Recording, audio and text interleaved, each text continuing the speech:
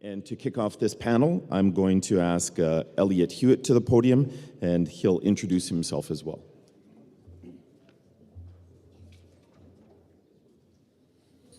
Hey, thanks, Brad, and thank you, Perry, for the invitation to come and do a short presentation about Prairie's Economic Development Canada. My name's Elliot Hewitt. I'm manager of community initiatives for Prairie's Can in southern Alberta. I'm based in Calgary and have been working with, I don't want to say working with, but been involved with the hemp sector since I started at Western Economic Diversification back in 2013. Prior to that, I was with Agriculture Canada and was the regional rep for Alberta, Saskatchewan, and Manitoba with the Rural and Cooperative Secretariat. And certainly in that time with that organization, hemp was a very nascent industry at the time when I started. But been following it over the years. Very happy to see the interest and where this sector is at today. And I want to talk a little bit about how our department is working with the sector, but also how we can, moving forward, talk about getting to that billion dollar mark. I was just commenting I was talking outside over the break, and I was sort of thinking about, where things were at with the tech sector in Alberta, 5-6 years ago. And it was a very nascent industry. There were some gaming people up in Edmonton that were doing some good work. Calgary had a bit of tech developing, but I remember going to a meeting quite similar to this, a conference, and that community set a goal. They set a goal because what they realized was they needed to have a greater number of SMEs and startups to actually feed the funnel to get to a point where you have successful businesses. Because as we know, not every business that starts, is successful. And they set a goal to have, I think it was 3,000 startups in Alberta. 5 years later, they've achieved that goal. And if you've heard anything about the tech sector in Alberta, there's been the amount of money that's being invested now into this province has, it's been exponential growth. I don't have numbers off the top of my head, but certainly we've been hearing in the media. And what my hope is for this industry, with the challenges that we've been hearing about over the last couple of days, is that we can actually get to that point where it's a more mature industry, it's seen as a commodity, there's investment potential. We have some of it, we have all the building blocks in place, but it's how can government support getting this industry to the next level. So very much looking forward to it. I'm not sure how to get my presentation kind of up and running here, but it's up. And this will be just forward and back. Okay, I don't get along well with tech. So Prairie's Can, as I mentioned, we are a new regional economic development agency for the Government of Canada. Those of you who have heard of Western Economic Diversification, that entity was formed 34 years ago. And in Budget 21, the government decided to create a new regional development agency for British Columbia and create another one for Prairies. And so that's where Prairie's Economic Development has come from. We've taken the last year, we've been in transition working with our sister department in BC. We still are working very closely together, but a year later now, we're officially kind of separate departments. So now there are 7 regional economic development agencies across Canada, and we're the ones for the Prairies. So with that, we're always, obviously our focus is going to be, I wouldn't say shifting, but I think there's an enhanced focus on value-added agriculture, and I'll talk a little bit about our priorities in a minute. I did want to talk about just the pandemic real quick. Our department, along with the other regional development agencies across the country, delivered what was called the Regional Relief and Recovery Fund. And that was quite a unique experience for our department. And in a normal year, we tend to flow somewhere in the range of about $150 million out to various entities, whether it's directly to business or to not-for-profit organizations. The Regional Relief and Recovery Fund was very unique. We flowed $630 million in just over 2 years, which, that's six times what we normally do. And so it was a very interesting time. We've been super busy. I remember when the pandemic first hit and all the staff were going home, and I was in the office by myself, and I was thinking, geez, what are we going to do, right? Like, you can't get out, talk to clients, or not, how are we going to deal with this? And then the magic of, Zoom and Microsoft Teams arrived, and we all found that we could work at home, and actually we could get way more work done at home than we did in the office. And our deputy minister was saying there's no way we would have been able to deliver on this kind of programming if we'd been working in the office. So, not that we wanted to go through this, but after about a month of, I wouldn't say sitting around, but we got real busy in a hurry, and it's been kind of chaotic since then. But very proud of the work the staff have done and the amount of businesses that we've been able to support. Alberta was, and this reflects the economic, Angus Young talked about this morning, right? The economic situation in Alberta just prior to the pandemic, right, was not great. And we had more applications and we supported more businesses in Alberta per capita than anywhere else in the country. And that's because of the economic downturn that we were in. And so it's great to see the bounce back and the fact that we're not still in a recession in Alberta. Don't say we're going to take credit for that, but we certainly helped to contribute to that, to business being where it is today. So normally we, again, part of our funding envelope, what we call our core funding, we support what's called the Western Canada Business Service Network. A lot of you folks in rural communities will be familiar with the Community Futures of Alberta. They also delivered the Regional Relief and Recovery Fund program. We flowed money through them as well, so a lot of those businesses and small communities benefited. The Alberta Women's Entrepreneurs, Business Link, Indigenous Business Development Services. So a number of these entities that we support through our core funding, and they help provide services directly to business, either in the community or in some of these, if I want to say more, it's not niche programming, but different client groups. We see our role as, we have really four main roles. We're investors, we provide funding directly to business, but also to entities in the innovation ecosystem.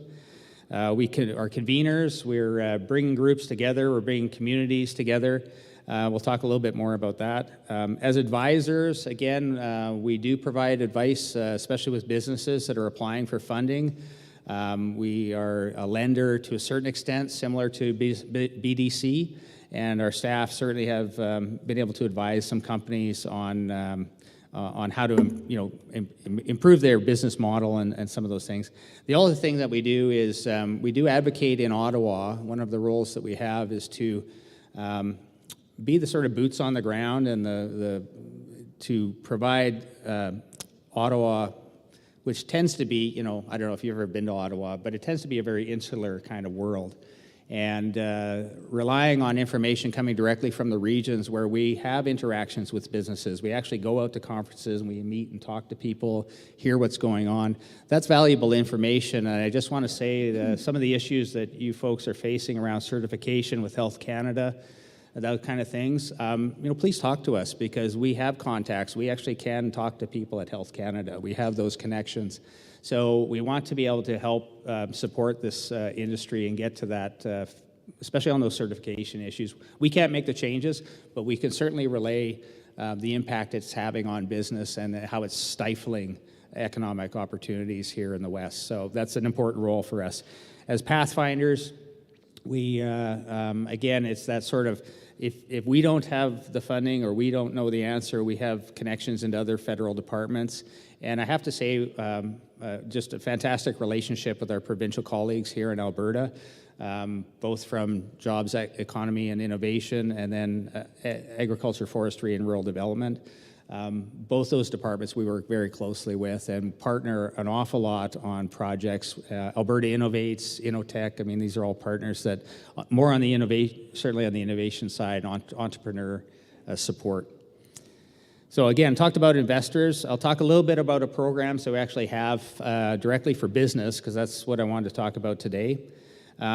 So three areas of focus. One is business investment, which I'll talk about. The other is community economic development. We are shifting from, I would say, a focus on diversification to really about economic development. And it's It sounds the same, but it's really not quite the same. I think diversification is focused on how do you get all these other industry sectors kind of rolling and up and running. And I'd have to give Angus Young a little bit of I'm not sure I agree with him. I think we are far more diversified than we used to be. Are all the sectors humming along like the oil and gas sector? No. Do they generate the amount of revenue? No. But we are much more diversified than when I certainly started with the department. And this is an area we're going to continue to focus on. Innovate and the innovation ecosystem as well. So value-added agriculture is one of our key drivers, the key areas of priority for the department. Health and life sciences, clean tech, and digital transformation continue to be priorities. So I want to talk real quick about the Jobs and Growth Fund. So this is a program that was announced in Budget 2021, along with several others. There's one for the aerospace sector, there's one for the tourism sector. The Jobs and Growth Fund is sector agnostic. We can provide interest-free loans to businesses that are looking to scale, well, not so much scale their business, but certainly hiring staff. I guess you're scaling, but it's really focusing on projects where you're looking to either transition to the green economy, if you're looking to implement more green tech into your company, lean manufacturing practices, things like that. If you are looking at hiring women, youth, Indigenous persons, certainly that's an area of focus for us. Improving productivity and resilience for your company, and strengthening key areas. So for us in Alberta, that key area, one of those is value-added agriculture, and within that, this hemp industry certainly falls in that space.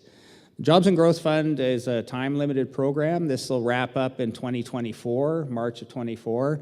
You can go to our website, have a look at the information there. We are accepting applications currently. There's a website link with a portal. You can go in. I would strongly encourage you to reach out, though, and talk to us. There is, believe it or not, like a 1-800 number and an email address. You can actually phone. You may not get someone answering the call right away, but people are answering it. We do have call center staff that do respond, and I get those emails all the time. So if it's anything to do with hemp, it'll come to me, and then I distribute it out from there. The other program that some people have access to, and the difference, I guess, between the Jobs and Growth Fund and the Business Scale-Up program is the Business Scale-Up is very much focused on high-growth companies. So we talked about that hockey stick, right? If you're on that upward trend and you're really taking off, you've got a good, you've kind of been there, done that. I would say this is not for early stage companies at all. This is companies that are generating revenue, they're looking to expand, they're growing. This is the program that you might be interested in. It is still interest-free. You can have a project that can last up to 3 years, a 1-year grace period, and then a 5-year repayment plan, so fairly patient capital. Definitely, I would say, for us, we're very much like BDC or any other lending institution in that you have to have a marketing plan, you've got to have a solid business plan in place. It's not just, we're going to give you money, but we will accept a little higher risk, I think, than some of the institutions. There is no kind of scale. It's, if you get the loan from us, it's interest-free. It doesn't, there's not like a sliding scale. But we're not so, what's the opposite of risk aversion? I guess risk tolerance. The risk tolerance level, maybe not quite as high as some of the other institutions because our return on investment is job creation and revenue growth of the company. We don't get a return on that interest. So a little different animal, but definitely there's a chunk of our funding that goes to this program every year. And we are going to be putting out a call for expressions of interest in the very near future, so stay tuned. And again, if you're interested in this program, I can connect you up with staff that work on this program full-time, and they can work with you to even just answer some questions and see if you're ready to apply. And quite often what we're finding is, we might get an application come in under Jobs and Growth Fund right now, and we're actually flagging them as potentially for the Business Scale-Up program because they're a bigger company looking to really take off. So both of these programs directly for industry, take a look at them. As conveners, we're wanting to get out into rural communities much more and start to be involved in more of the early stage development of projects. Typically, over the past few years, we've been, I would say, very reactive. You know, a community or organization, they come to us and say, hey, we've got all these other funders lined up. Are you guys interested? Whereas I think we want to be more at the table earlier on. We won't be able to fund every project, but perhaps we can give you that pathfinding role to other federal departments. There is a desire, I think, from our department and others federally that are working in the province to spend more of those federal dollars here in Alberta. It's been my experience that businesses in Alberta, the last place they think about getting money from is the federal government, right? Like the feds are always about regulation, red tape, and blah, blah, blah. But it is a source of money, and if the money doesn't come here, it'll go somewhere else. And so we're really trying to increase the amount of money that the federal government is putting into Alberta, because there's lots of programs, there's lots of opportunities, and there's a desire, certainly in the bureaucracy, absolutely, politically as well, I would say, for other obvious reasons, but I really encourage you to take a look at not just us, Agriculture Canada, my colleagues sitting at the table, maybe Adwa, you want to just raise your hand, from Agriculture Canada, and I got Kate Reynolds from our shop in Edmonton. She's a program officer as well. So, you know, we've got staff here, and with Adwa at the Agriculture Canada. Please talk to these folks about programming in other areas. Again, advisors, talked a little bit about this, and pathfinders. I won't beat a dead horse? It's never a nice thing. Our role in community economic development, this is just for those municipalities here today. I want to talk real quick. We have now staff in Fort McMurray, Grand Prairie, and Lethbridge that are on the ground. They're embedded in the community, but they really are looking at how to work with communities individually and also regionally. So how can we work together? Sometimes as a small community, you don't have enough oomph to really get something happening.